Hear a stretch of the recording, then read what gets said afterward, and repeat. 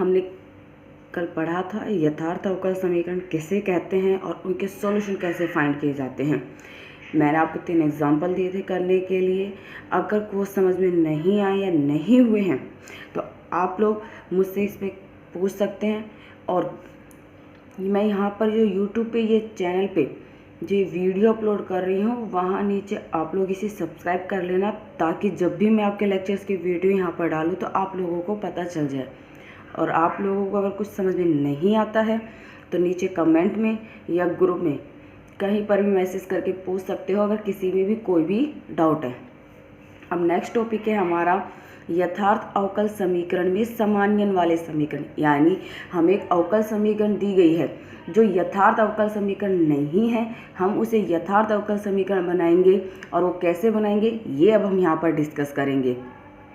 तो इसके लिए हमें जो अवकल समीकरण दी हुई होती है जो कि यथार्थ अवकल समीकरण नहीं है, तो उसके लिए हम समाकल गुणांक फाइंड करते हैं। और वो समाकल गुणांक क्या होता है, एक्स और वाई। यानी दी हुई अवकल समीकरण को हम एक्स और वाई के किसी विशेष फलन के द्वारा गुणा करते हैं। जो एक्स और वाई दोनों के फलन होते हैं, उन्हीं फलन से दी हुई अवकल समीकरण को गुणा करते हैं, जिससे दी हुई अवकल समीकरण यथार्थ अवकल समीकरण बन जाती है। और जिस एक्स और वाई जिन फलनों से हम गुणा करते हैं वही फलन हमारे समाकल गुणन कहलाते हैं। तो यही डेफिनेशंस मैंने आपके लिखी है कि जो अवकल समीकरण यथार्थ अवकल समीकरण नहीं होते हैं उन्हें एक्स तथा वाई के विशेष फलनों द्वारा गुणा करके यथार्थ अवकल समीकरण बनाया जा सकता है। इसे ऐसे विशेष फलनों को समाकल गुणन कहते हैं। क्लियर है कि समाकल गुणन कहते हैं। अब यहाँ पर हम आगे यही पढ़ते रहेंगे, हर एक के लिए ही समाकल गुणांक फाइंड करना रहेगा। तो आपकी बुक में ही इस एक्सरसाइज से पहले एक टेबल दी हुई है, मैं आपको समझा देती हूँ। उस टेबल को आपको याद नहीं करना है, सिर्फ समझना है कि वो है क्या वो टेबल में। तो अगर आप यहाँ देखोगे इस टेबल में, देखो आपको फर्स्ट पे यहाँ पे आपको लिखा हुआ है कि पद समूह, दूसरा लिखा हुआ है समाकल गुणांक और तीसरा लिखा है यथार्थ अवकल समीकरण। अगर आपकी दी हुई अवकल समीकरण में कहीं ऐसी टर्म बन रही है एक्स डी वाई माइनस के वाई डी एक्स, यह अवकल समीकरण है, ये यथार्थ नहीं है। क्यों नहीं है? क्योंकि अगर आप इसे देखें तो minus Y D X plus X D Y, यहाँ कैपिटल M की वैल्यू है माइनस वाई और कैपिटल N की वैल्यू है x। जैसे ही del M over del Y find करोगे ये हो गया -1 और del N over del x find करोगे ये हो गया 1। बराबर नहीं है, यानी दी हुई अवकल समीकरण यथार्थ अवकल समीकरण नहीं है। क्लियर है? लेकिन जब इस टर्म को यहाँ पर आपको देखो 1 2 3 कम 7 टर्म समाकल गुणांक दिए, जब आप इन्हें इससे मल्टीप्लाई करते हैं तो मल्टीप्लाई करने पर जो दी हुई समीकरण है वो क्या बन जाती है, यथार्थ। समझ देखो, हम यहाँ पर अगर इसे मल्टीप्लाई कर देते हैं कि X D Y minus Y D X, first आपको दिया हुआ 1/x², हमने मल्टीप्लाई कर दिया है। अब यहाँ से जब आप m की वैल्यूज़ निकालोगे तो आपके m की वैल्यूज़ कैपिटल M की dx का कोफिशिएंट होता है, यानी -y/x²। कैपिटल N की वैल्यू x/x² यानी 1/x है। जहाँ से जब del M over del Y find करोगे तो y 1x कॉन्स्टेंट है, -1/x²। Del N over del x find करोगे तो -1/x²। आगे बराबर, तो यानी अवकल समीकरण कैसी हो गई है, यथार्थ हो गई है। क्लियर है ना?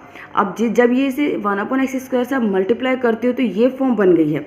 अगर आप इसे देखोगे तो ये अवकल है किसका, y/x का, कि y/x का जब आप अवकलन करोगे तो यही टर्म मिलेगी। ठीक है, ये आपको क्वेश्चन में नहीं दिया होगा कि किससे मल्टीप्लाई करना है, ये हमें खुद फाइंड करना है। इसी तरीके की आपकी ये 1/y² से जब मल्टीप्लाई करोगे तो भी यथार्थ बनेगी, और 1/y² से मल्टीप्लाई करके जब माइनस कॉमन ले लो और x/y का डिफरेंशियल करोगे तो आपको ये टर्म वापस मिलेगी। तो यानी जब आपको ये पद समूह दिया हुआ है और इन ये सारे के सारे क्या है, साथ समाकल गुणांक है, जिससे गुणा करके हमारी दी हुई अवकल समीकरण यथार्थ अवकल समीकरण बनती है। जैसे ही इन्हें मल्टीप्लाई करोगे दी हुई अवकल समीकरण यथार्थ अवकल समीकरण बन गई है। और जब मल्टीप्लाई करने के बाद इन्हें अवकलन की फॉर्म में ये लिख देते हो, वो इसलिए लिखा है क्योंकि इसके बाद जब आप समाकलन करते हो तो आपको डायरेक्ट वैल्यूज जाएगी।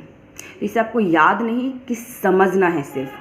बाकी क्वेश्चन हो जाएंगे। इसी तरीके के अगर आपकी term X D Y plus Y D X है तो ये आपके समाकल गुणांक है, इनसे मल्टीप्लाई करोगे तो ये फॉर्म बनती रहती है उनकी। क्लियर है? तो आप इस टेबल को देख लेना, समझ लेना अच्छे से। आपके इसमें कितने पद समूह दिए हुए हैं? 10 पद समूह हैं कि इस तरह की अवकल समीकरण दी हो, ये उनके समाकल गुणांक होते हैं और फिर उनको हम अवकलन की फॉर्म में ये लिखते हैं। क्लियर है? इसे समझ लेना अच्छे से, पढ़ लेना। अगर कोई डाउट हो तो आप लोग पूछ लेना। यहाँ नीचे भी चैनल में कमेंट का ऑप्शन है, आप चाहो तो यहाँ पे भी डायरेक्ट कमेंट करके मुझसे पूछ सकते हो। क्लियर है? चलो अब है हमारे एग्जाम्पल सोल्व करके देखते हैं। तो हमें हमारा फर्स्ट एग्जाम्पल है 1 + yx into X D Y plus 1 - yx into Y D X is equal to 0। x को मल्टीप्लाई करते हैं तो ये हो गया x + yx²। यहाँ y को मल्टीप्लाई करोगे तो y - yx²। तो ये फर्स्ट टर्म और ये फर्स्ट टर्म तो हमने एक साथ ले ली, x dy plus y dx। यहाँ जब मल्टीप्लाई किया तो x²y, यहाँ मल्टीप्लाई किया तो xy²। दोनों में से xy कॉमन ले लिया तो ये बच गया है x dy माइनस में y dx। आप इसे अभी सोल्व नहीं कर सकते हो क्योंकि ये अभी आपकी टर्म नहीं बनी है। क्लियर है ना? हम इसे क्या कर रहे हैं, x² y² या फिर xy के होल स्क्वायर से हम इसे क्या कर रहे हैं, भाग दे रहे हैं। जैसे भाग दोगे तो यहाँ तो क्या हो गया, x dy plus y dx upon में x² y²। यहाँ एक xy कैंसिल आउट, तो x dy minus y dx upon में xy इज इक्वल टू 0। ये होगी। अब देखो जो आपको टेबल दी हुई है आपकी उसमें बुक में, आप एक बार उस बुक में देखिए। यहाँ पर हमारी जो फर्स्ट टर्म बनी है x dy plus Y D X upon में xy का होल स्क्वायर प्लस के साइन में है। तो अगर आप अपना सेकंड पार्ट देखोगे यहाँ पर ये रहा x dy plus Y D X, इसका अगर समाकल होना 1/xy की पावर n और n नेचुरल नंबर से बिलोंग करेगा 1 2 3 से जिसकी वैल्यूज पुट होगी। हमारी यहाँ पर 2 है, तो जब ये समाकल गुणांक होता है तो उसका सॉल्यूशन होता है x dy plus Y D X upon xy की पावर n। सॉल्यूशन होता है -1 अपोन में n-1 इंटू xy की पावर n-1। ये कब होती है, जब n is not equal to 1। और जब n बराबर 1 है यानी सिर्फ आपने xy से ही समाकल गुणांक है तो वैल्यू क्या मिलती है कि log x प्लस वाई का जब आप अवकलन करते हो तो ये वैल्यूज मिलती है। यहाँ हमारे क्वेश्चन में ये क्या है, स्क्वायर है, यानी n बराबर क्या है, 2 है। तो यहाँ से देखो जैसे आप n बराबर 2 पुट करोगे तो ये क्या मिलेगा, -1 अपोन 2 - 1 xy की पावर क्या होगी, 1। क्लियर है? ये चीज़ हो जाएगी यहाँ पर आपकी। और अब बात करते हैं दूसरे स्टेप की कि x dy minus Y D X upon में xy अपोन में xy है। तो ये भी आपको फर्स्ट स्टेप है, थर्ड पर देखो यहाँ पे ये किसका डिफरेंशियल है, log y अपोन में x का डिफरेंशियल है।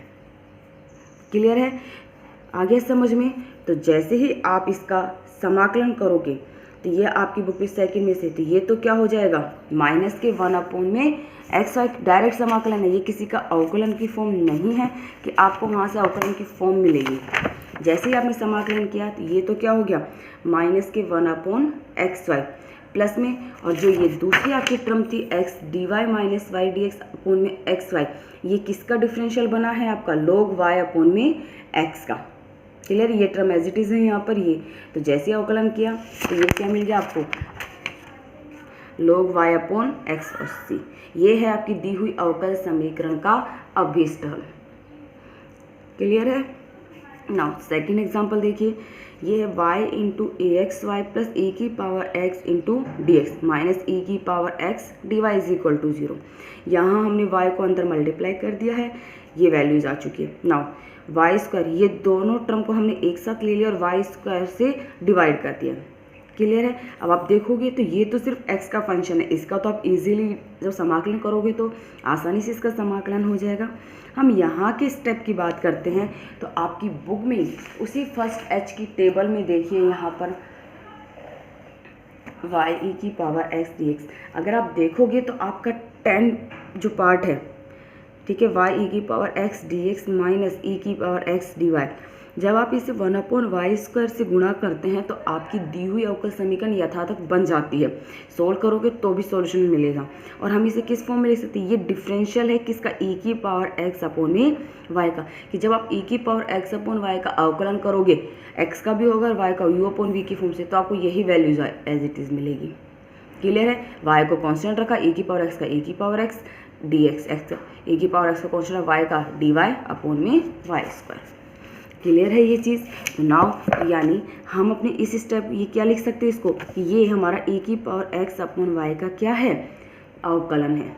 क्लियर है। समाकलन करोगे तो ये क्या हो गया, dx के x के रिस्पेक्ट है तो ax²/2। इसका क्या समाकलन कर रहे हैं तो अवकलन और समाकलन का साइन कैंसिल आउट, क्या बचेगा e⁻x/y c। आप चाहो तो यहाँ पर एज इट इज इसे छोड़ सकते हो, ये भी आपका सॉल्यूशन है।